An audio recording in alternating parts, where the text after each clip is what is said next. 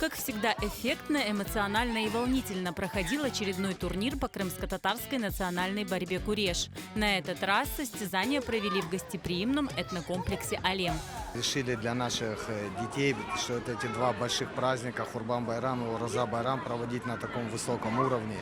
Максимально, чтобы дети его запомнили, ждали каждый год. Вот такие подготовили им сегодня шикарные подарки.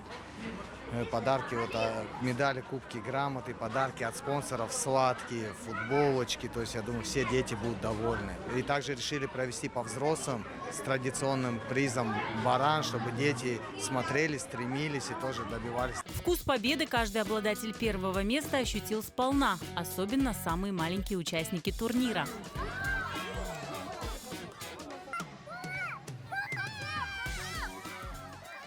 Занял первое место. У меня уже первое место второй раз. Я буду ходить на тренировки. Занимаюсь 1 год и буду дальше тренироваться. Курбан-Байрам хайырлы олсун. К священному для мусульман празднику Курбан-Байрам каждый участник, независимо от проигрыша или победы, ушел с соревнований с подарком.